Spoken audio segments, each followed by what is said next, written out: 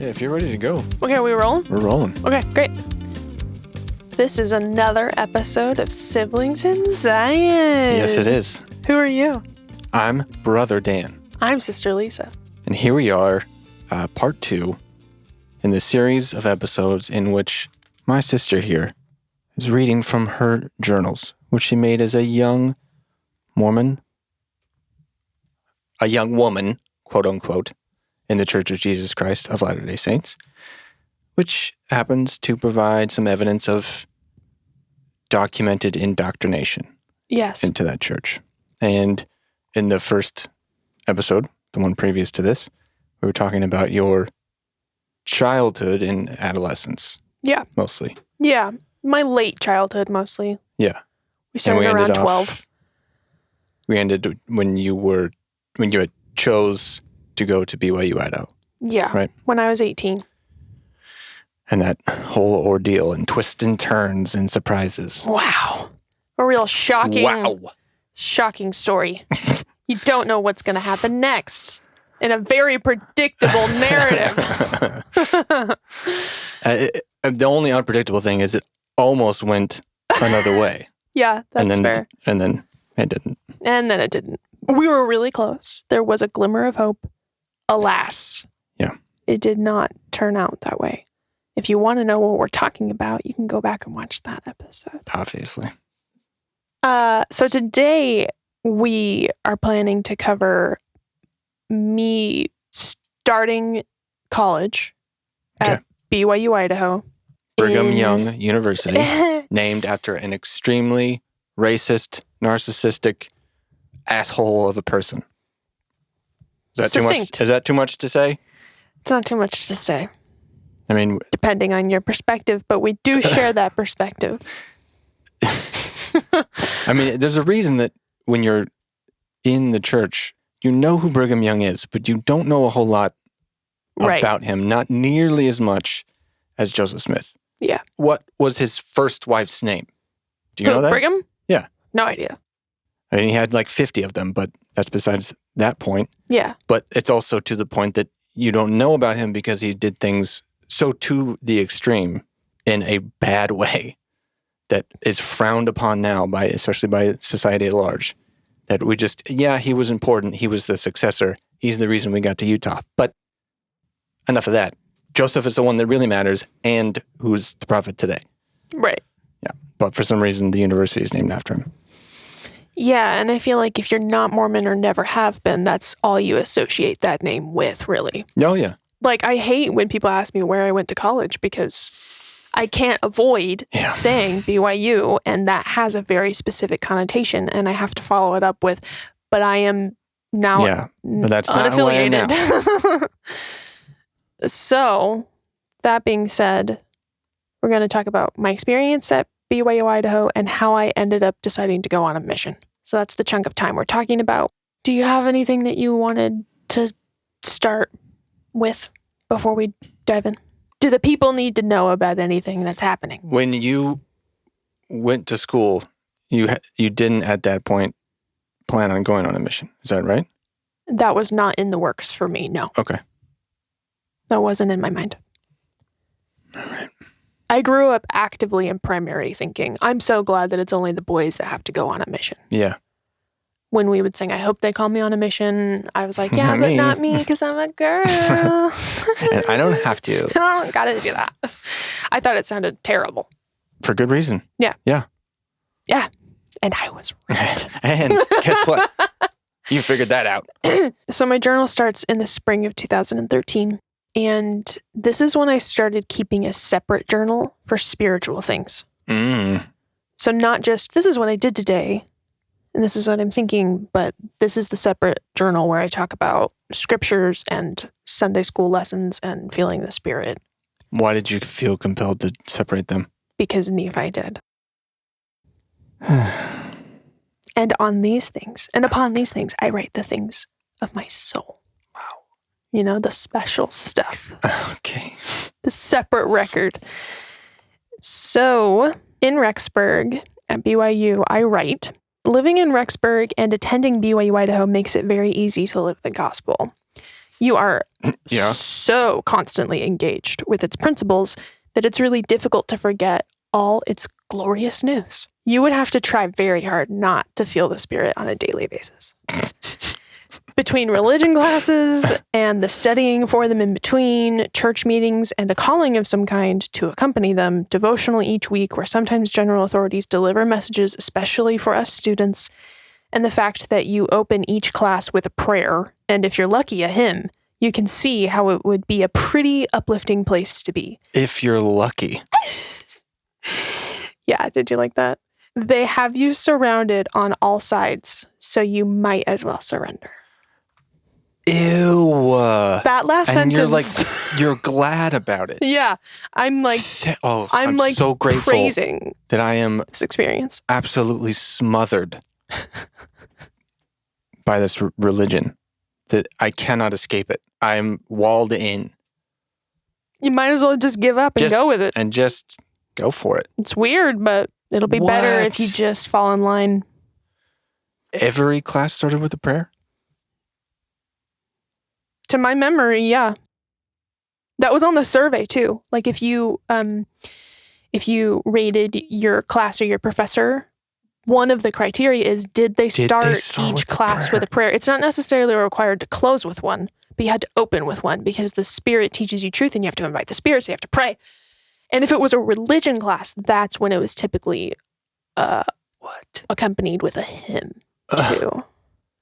And if someone knew how to play piano, which there often was, they would play, or they would just use the online LDS instrumental music. You don't, even though you do have to adhere to the honor code, you don't necessarily have to be a member of the church to attend BYU. But do you have to have a temple recommend to teach there? Yes. Which means you need to be paying your tithing. Wow. You need to be going to church. Yeah, because I've definitely heard of people who were nervous about, they're in a faith crisis and, this could cost me my job. Yeah. When your livelihood is connected to your religion, it really is not a separation of church and state, which is obviously why it's a private institution, because they can make up some crazy ass rules. And if you don't want to play that game, then they can kick you out. And in Utah, it makes more sense because most of that state is affiliated with the church. Yeah, predominantly. But in Idaho, it makes less sense, but because it's still a bubble. Yeah. And because it's not that far from Salt Lake. Yeah. It's like 3 hours. I mean, there still are a lot of Mormons in Idaho, but it's because of this. Yeah.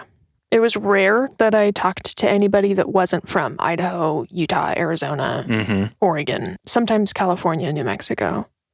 Yeah, a lot of Mormons in Arizona, too. I only ever met one person that wasn't LDS, and it was in my very first college class. And I believe that they were Catholic. One person? That I recall, yeah, or that I knew about. Did they say why they decided to go there? I don't remember exactly. I assume that it was just that they probably had similar moral standards and it's cheaper. But I don't know that it would be cheaper for him if he doesn't pay tithing. How do you mean? Maybe it's the same for everybody, but tuition is subsidized because of tithing, but I don't know if you don't. So because you pay tithing, you are granted the benefits of other people's tithing to subsidize tuition? I don't know. If someone knows better, they can inform us. I don't know if it's just that rate, no matter what, because of other people's tithing. I'm not sure. We might look into that. But did I say it was in a philosophy class? No. Yeah, that was my very first college class ever. And I just remember there was this one guy. And I was surprised that someone would choose to go there without being Mormon.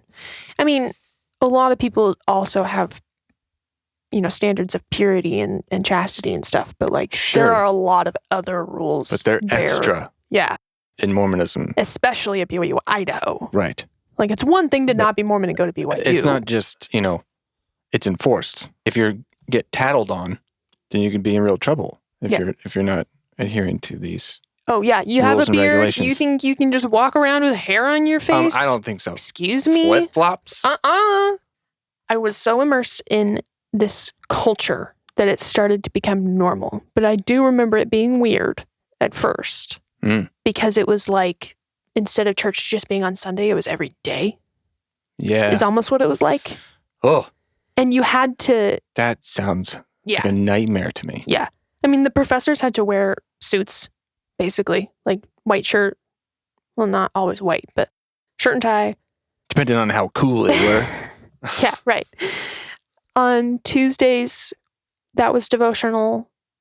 And if that's not clear, it was just when the student body got together in the auditorium and a speaker, usually someone higher up in the church or a faculty or whoever they asked to give the spiritual thought, gave a talk. And you were encouraged to dress up on that day. So not only were you in dress clothes on Sunday, but also Tuesday.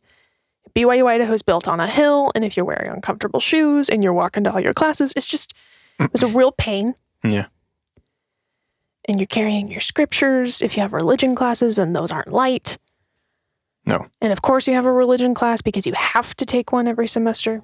So that's cool. I don't want to get too in the weeds about questions about the school, but yeah, I know. Is religion class Mormonism class, or are you learning about other religions? Are you learning about Catholicism, Judaism? There is one course called World Foundations. It's part of the Foundations courses at BYU-Idaho, as in you have to take these. They're essential for your transcript. And then once you have those done, you can focus on your major and your electives. But it's one of the classes that you have to take. And that's the only time in a required class that I learned about Hinduism, Buddhism, Eastern philosophies. The professor had studied really extensively Arabic culture and language. So that was cool. But typically, no, it was all Mormonism. Yeah. The religion courses were Book of Mormon 1, Book of Mormon 2, Doctrine and Covenants, Pearl of Great Price. Oh, wow. I took a Writings of Isaiah course. Old Testament, New Testament. Standard works. Would you say knowing or understanding and learning what you have since then about those other religions, would you say that it was an accurate representation from the class? Or it was these people think? I think that my professors did their best. From what I remember, the materials that we were given to read from were skewed. Yeah. As far as other versions of Christianity. Okay. And, this is what they got wrong and this is how. Yeah. They exist, but. Yeah. They're all missing something. Yeah. Yeah. There was kind of that flavor to it. Okay. The next thing I write is about my faith. I have the experience of feeling like my faith was increasing, like wildly, in a way that I hadn't really felt before. So in March, I decided to get my Patriarchal Blessing. Almost 19. I'm almost 19. And you still hadn't received that yet? No. Interesting. I placed a lot of sacred value on it, and I didn't want to do it. You weren't ready? Yeah, I didn't want to get it before I was ready. On March 3rd, I write, today I received my Patriarchal Blessing. I don't have much experience with them, but I think it's safe to say that this one was pretty special. Because it was about me. And I am special.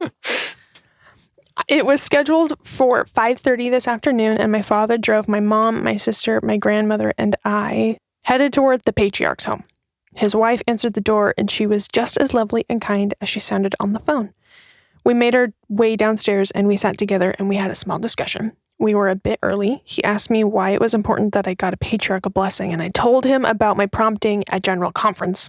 Apparently, I had a spiritual prompting to get a Patriarchal Blessing, and of my desire to hear what my Heavenly Father would have me know. After a while, he said that he was ready, and he asked me if I was too. I said, I think so.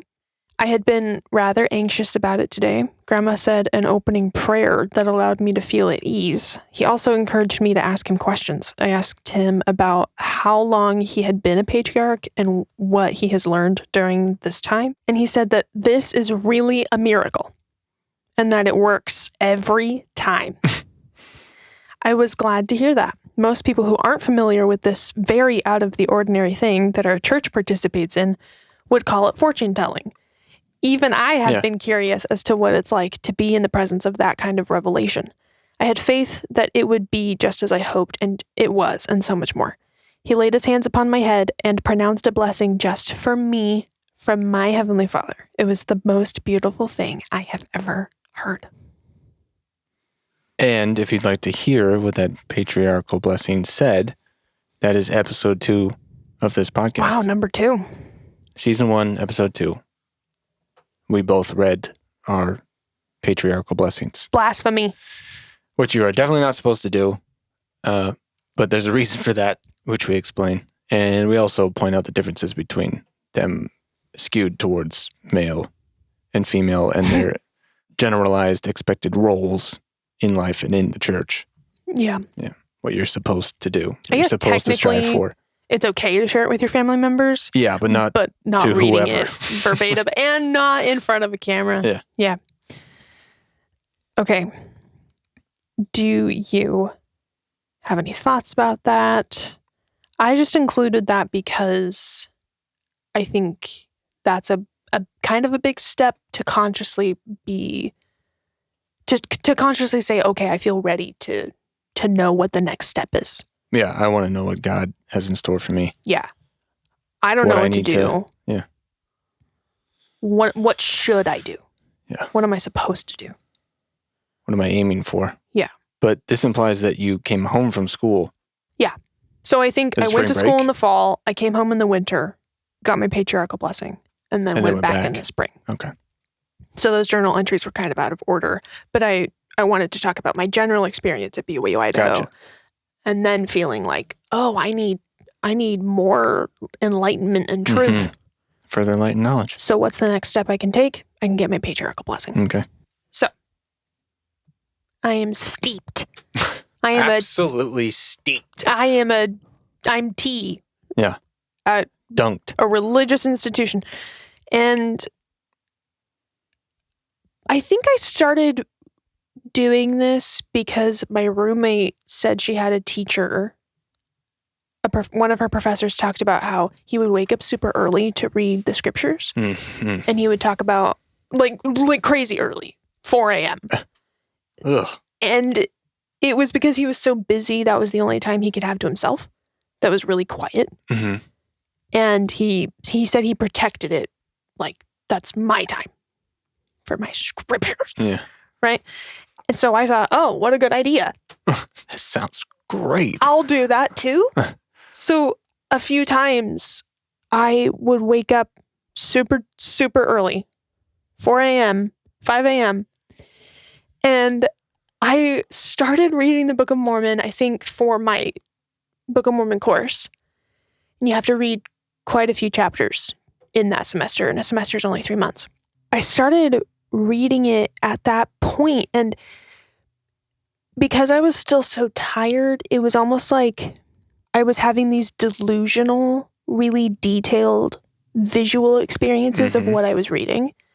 And so it was like watching a movie of Nephi stealing the plates and killing Laban and chopping off his head. Yeah, and making this solemn sacred oath with what's his name?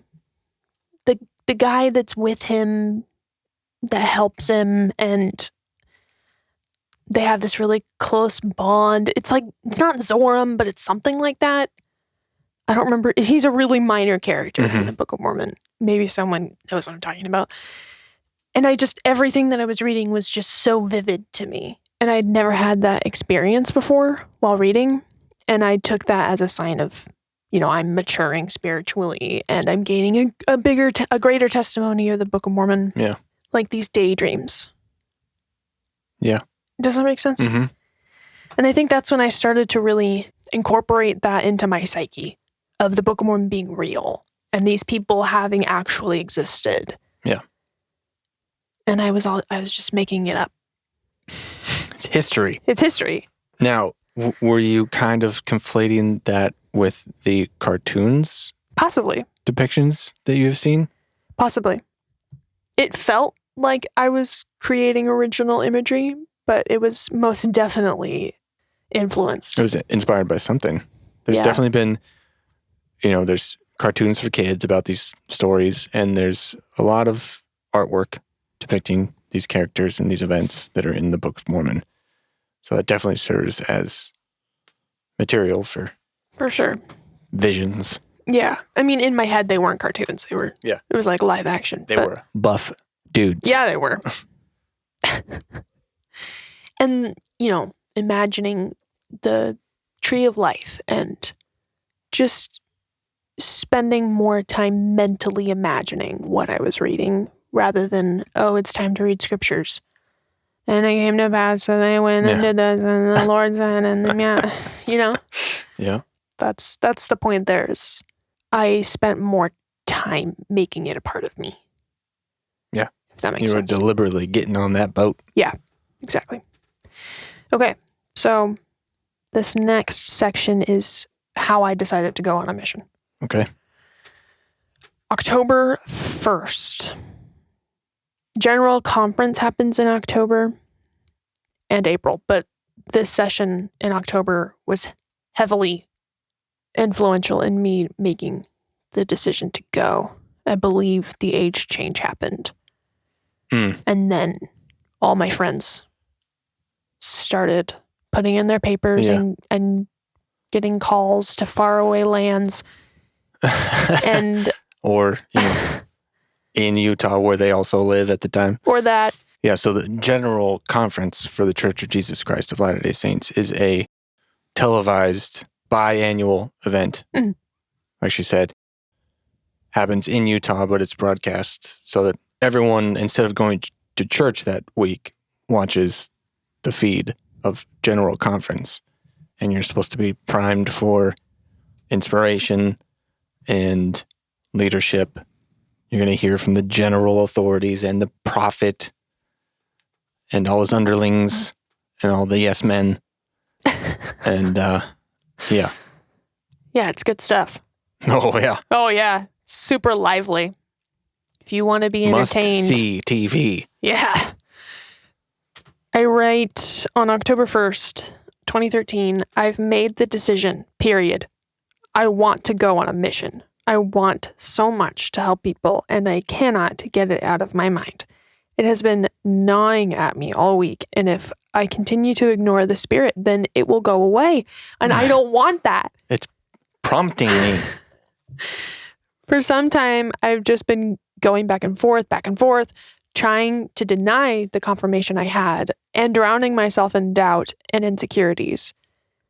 But I came home and started talking to my friend and telling her about the past few weeks and my bishop telling me that I need to make a decision. And all the classes on missionary work and all the scriptures. Today's devotional was about making decisions, for crying out loud. The signs have been everywhere. I just have to remember that when the anxiety comes and I feel like I want to run away from it again, that the Lord knows me.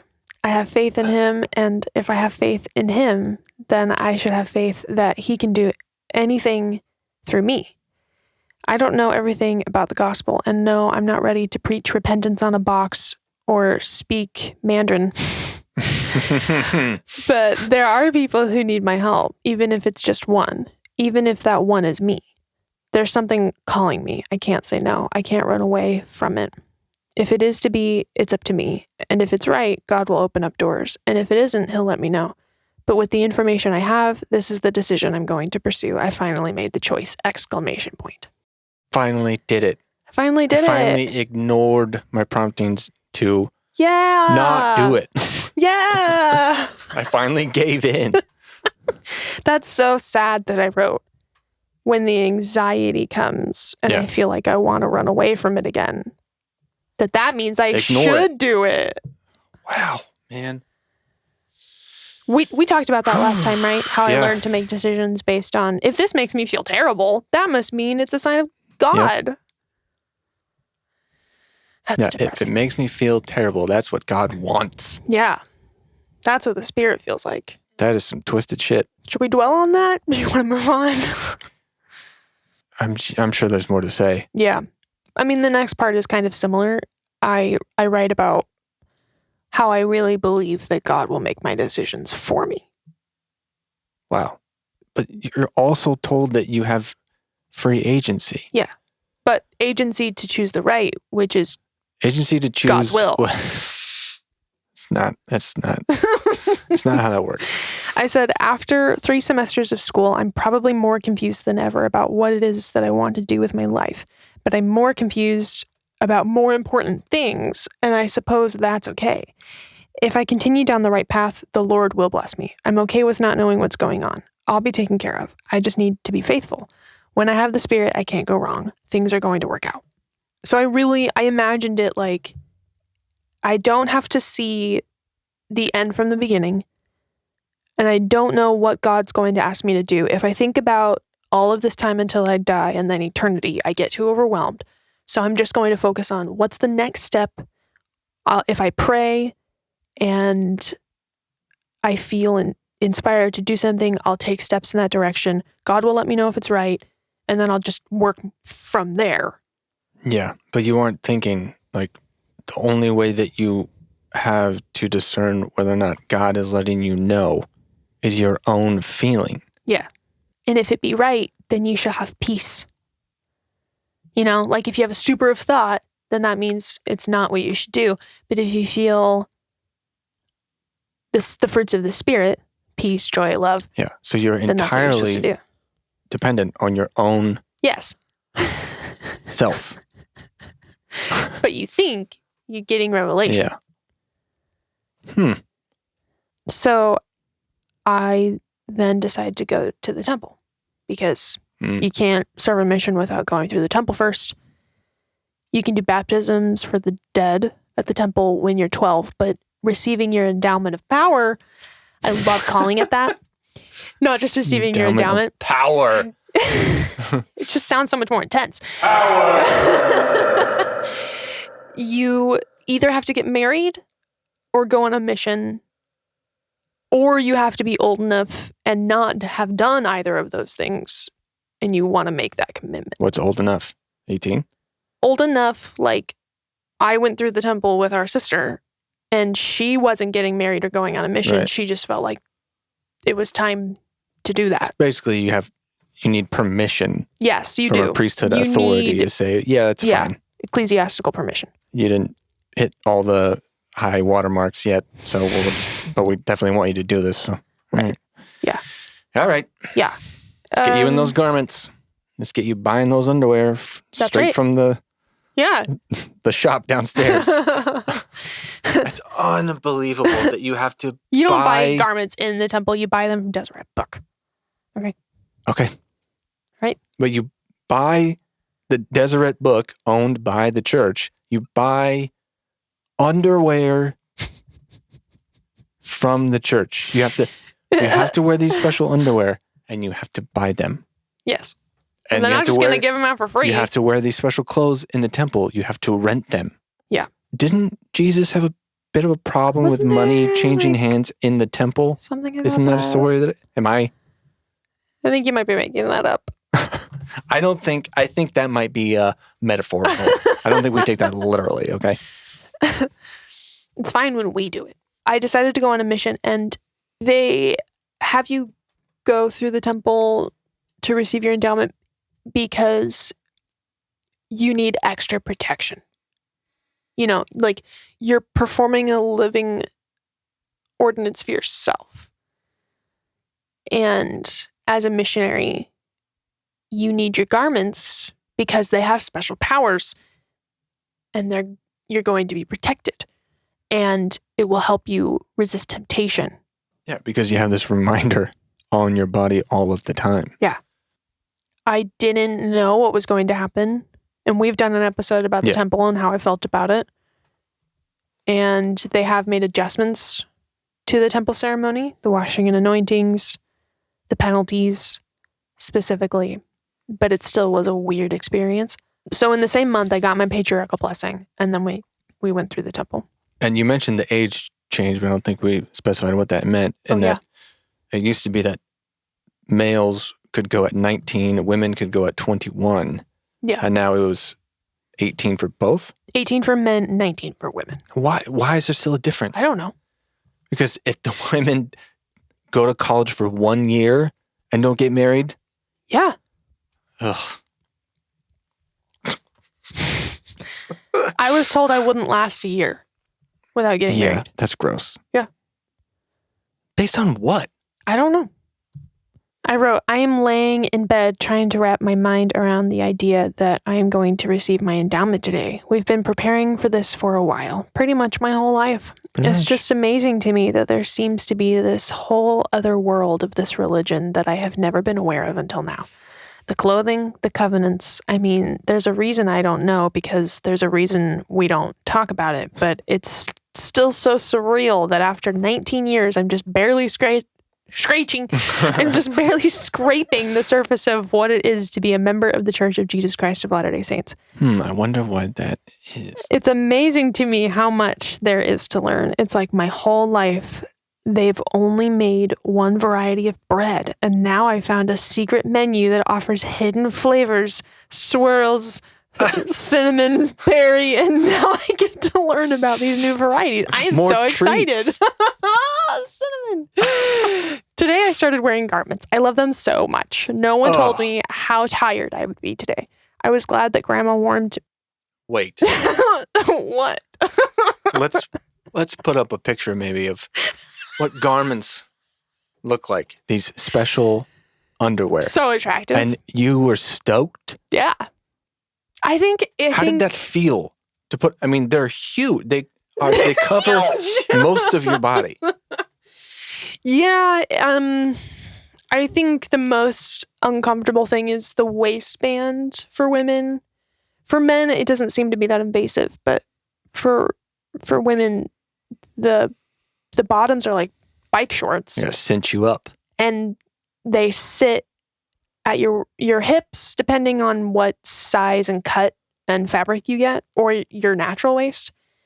And, women have a lot going on. You've got a lot of undergarments. And to add garments into the mix it's just... Yeah, you still got to wear a bra. You still got to wear a bra. If you're a person that likes to wear a camisole or other layering items, it can be a lot. But I think that what I felt like was good about it was I saw my parents wear them and I knew someday I would. So it was just stepping into this social role. Yeah. Like becoming part of the club, basically. Did you know before you went and did all that what the signs on them, the sewed marks meant? What they represented? I remember you saying that you didn't know. Yeah. I think Mom might have explained partially to me what they were, or maybe she just said that they were special and that I would learn exactly what they meant in the temple. I'm not sure you're supposed to talk about the symbolism. I don't think so. But you see what garments look like when you go to buy your first pair at Deseret Book. And I chose to purchase temple clothes instead of renting them. So I tried everything on, but I didn't wear them fully until I went through for the first time for myself. And you put on garments for the first time. Now the process is you put them on, then you go into your washing and anointings. You're wearing garments and the poncho. Yeah. And then from that moment on, you wear them always. Do you have to show your temple recommend to buy them? Yes. Yeah. You have to have a temple recommend to purchase them. I think even to go into that room, you have to have a temple recommend. Yeah. It's a separate section of the store. Like there's the bookstore and then there's the separate. Yeah. Good times. I said, I was so glad that Grandma warned me not to fast. She's right. That is not a good idea. I didn't get as much sleep as I could have last night, and we woke up sort of early, and I was definitely overwhelmed, but I was grateful that my young women's president was there. It was so wonderful. This is the one that convinced you to go to BYU-Idaho. Yes. Or help push you in that direction. It was a nudge. And she was my escort. So when you go through for the first time, you choose someone to be your guide. They sit next to you. They help you with the clothes changing and the hand signals and the phrases that you're supposed to repeat. I was so grateful that my young women's president was there. It was so wonderful. I have so much to learn. And overall, my general impression was, I think I'm missing something.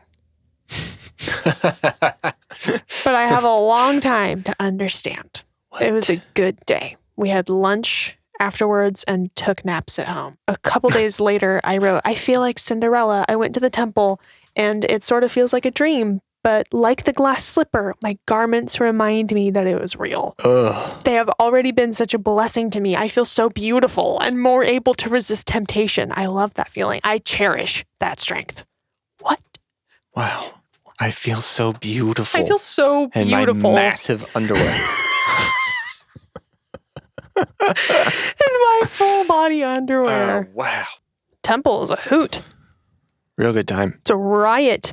So reading through my journal, I wrote about how I went on a temple trip with and a few of the other senior couples in our ward.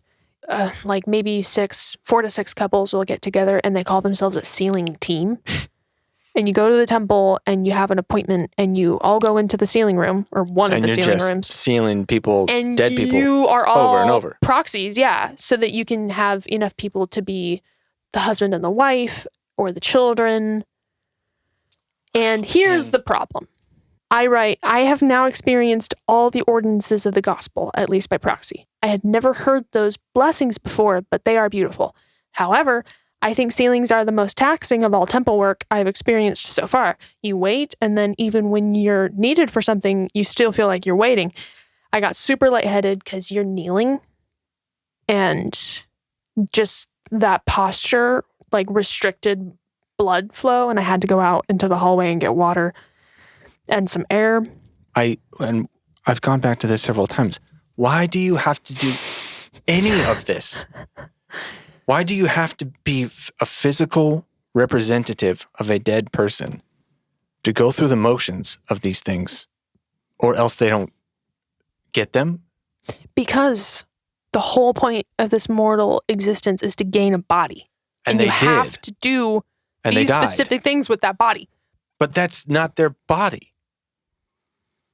It's a good point. There's still a detached, even in their theology that is stupid on its own, in my opinion.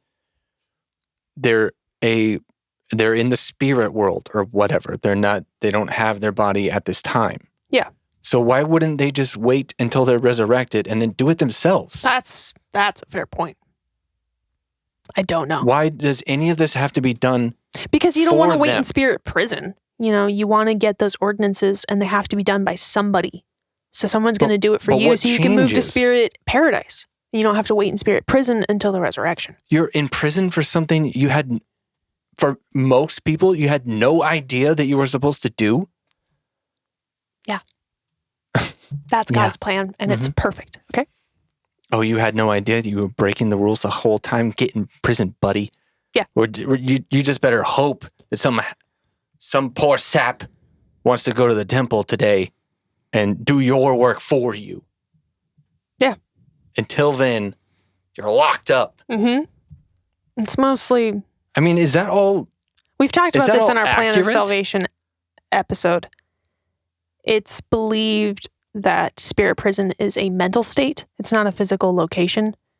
Those spirits are on this earth, and they don't have a body. Again, it can't be a mental state if you don't have a brain. Yeah, but you have a soul. You have a spirit. And if you get your work done and you accept the gospel into your heart, then you're in spirit paradise. But again, couldn't you just be visited by those administering angels in spirit, whatever, given the chance to say, oh, actually, now that we're here. Yeah. Yeah. And then you have to wait until someone goes in for and behalf is so of dumb. This person, which is why people go to the temple, because they're racked with guilt that people are just in limbo, even though and their salvation it rests has nothing to do with them. On the mortal beings who have a what they are really emotionally driven by is doing this for dead family members. And it just so happens that they could do this work for other people, for other family members. Mm-hmm. But what really matters is doing the work for their dead relatives. Yeah. Right? Sure. But also the goal is that the whole family of Adam will be linked together. That's the goal. That every member of the human family is sealed together, linked together through these ordinances for time and all eternity. Am I right? Am I right? Am I right or am I right? Am I right? Did we want to say any more about this? I mean, dare I? Dare I? I mean, it's just, when you really examine it, it just seems so silly and unnecessary, but it's just busy work to be engaged with so that you feel like you are doing, you're getting your brownie points.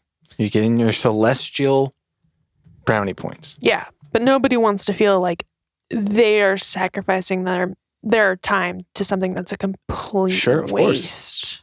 But think about of resources. Why can't these disembodied spirits just have the opportunity to accept the gospel without you on earth having to physically act out all these weird Masonic things, symbols, signs, handshakes? Yeah, that was a real deal breaker for me when you educated me about the Masonic history and affiliation to the temple ceremony. That's the problem when you can't learn about any other religion. Yeah. You don't see the parallels. You're not going to learn that in your BYU classes. No. You're not going to learn that in Sunday school. No, because most Mormons would refuse to acknowledge that as truth or factual. Yeah, but the Masons, they had some of the truth, okay, but we have all of it now. All of it. Okay, you ready to... Freemasons had nothing to do with God or Solomon's temple. That's not true. No. It's a secret society just like the temple is. Right. It's fine. Just don't tell anybody about it. Shut up. Shush. You're one of the lucky ones. You're one of the special few. Quiet. Are you ready to hear about my mission call? I'm so ready, dude. On Valentine's Day. Oh, wow. Yeah. All I could think about was Joseph Smith retiring to the woods to pray. So I kneeled down and thanked Heavenly Father and prayed that I would be ready to accept it. I couldn't hardly stand the anticipation. I couldn't believe I was actually holding it in my hands. But I opened it, read it through, and I just had the most wonderful feeling. And I feel that was where I'm supposed to be. And that place was Jacksonville, Florida. And I wanted to leave in April, and I report to the MTC on April 30th. So exciting. I went back to the front door. Mom opened it. I read it to her. But it's typical in Mormon culture to read your call out loud for the first time with your friends and family. And I was really against that idea. I wanted to be alone. I didn't want to have to share that moment with anybody else. So I just did it by myself. Interesting. Yeah. I kneeled down to pray, and then I read it, and then I was like, yeah. Yeah.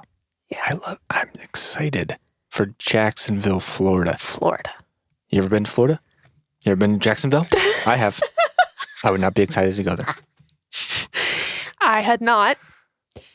And I think I was excited because it seemed like the most exotic place I could go without leaving the other side of the country. The continental United States.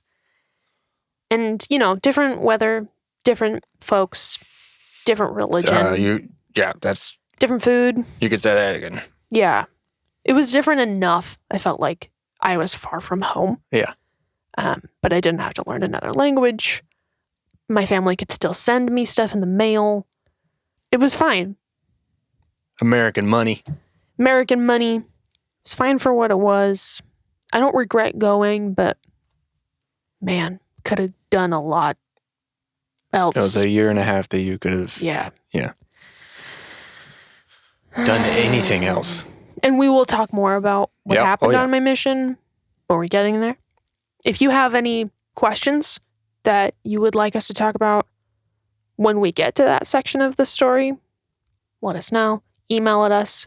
What's our email? Throw it at us. siblingsinzion@gmail.com. There you go. You can tweet at us. Wow. If that's a thing that you want to do. We'll see it eventually. Instagram. All the links in the description. Yeah. What he said. Yeah. YouTube. All right. Yeah. YouTube stuff. This is YouTube stuff. You know how to do it. Hit that subscribe the button. words. Ring that bell. Yeah. Leave a comment. That's right. All right. Smash that like button. The last entry I have is about a metaphor that C.S. Lewis outlines in one of his books, The Screwtape Letters. I was on a super big Christian apologetics kick. Mostly C.S. Lewis. I think I started with Narnia. It was something that I could really bond with our grandma about, and I would take books over to her and I would read them out loud.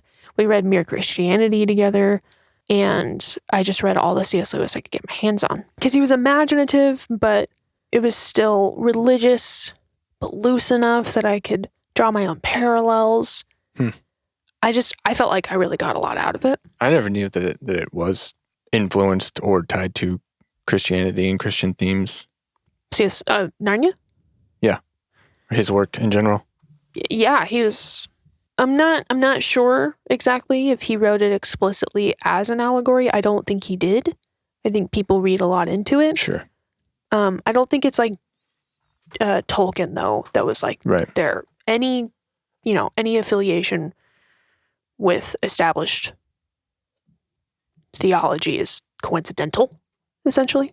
The metaphor that I included in my farewell talk, 3 concentric circles, the fantasy is the outermost layer, then the intellect, and then the center is the will. And I wrote, this is us. According to the tempters in C.S. Lewis's book, The Screwtape Letters, Satan's work is to keep our faith in our fantasy and to have a vague, far distant view of acting on our spiritual promptings from the Spirit. If I had somehow let myself ignore the call to serve a mission, I would always feel that guilt whenever I read the scriptures that tell us to be doers of the word and not hearers only. I need to go and serve so that my desires to be productive and anxiously engaged in a good cause can move from my fantasies into my intellect and to the center of my will, and therefore God's will. So I became really committed to this idea that, I need to walk the walk, not just talk the talk. And I've always valued honesty and integrity, and I wanted to feel like I was doing the right thing. And I think Mormonism is especially difficult if you have tendencies toward perfectionism. And going on a mission really compounded that experience for me in a lot of ways.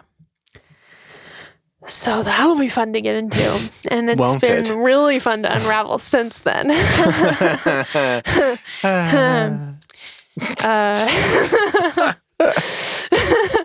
I was looking through this talk I gave before I left, and any of that you'd like to share with us now? It's still along those lines of, I don't really know what I'm doing, but I have faith that God loves me and that he has a plan for me. Mm-hmm. And I really felt like there was a purpose for me going to Florida, and that I was going to find it, and that I was going to help people, and that if I didn't, I would be hindering the progress of myself and others. So that's how you felt at the time. Yeah. And yet here we are. And, spoiler alert, how many people did you baptize? Technically, I saw 3 people get baptized, but only one of those really had anything to do with my efforts. Yeah. Yeah. 3 people. I talked to a lot of people on the mission. That's 3 out of a lot. A lot. I don't know if they're still in the church. I don't have... What would be your guess? My guess is that one of them would be because he married a member. Okay. So he was going to marry a member and he was doing this with you, or he already married them and he was trying to... When I got to where he lived, he already had a baptism date. The first time I met him, he was like, okay, this is the day I'm getting baptized. He had been investigating the church. No, I can't. I think he was already on the track. I just happened to be the sister missionary that ended up there when he actually got baptized. He went to Utah to get baptized.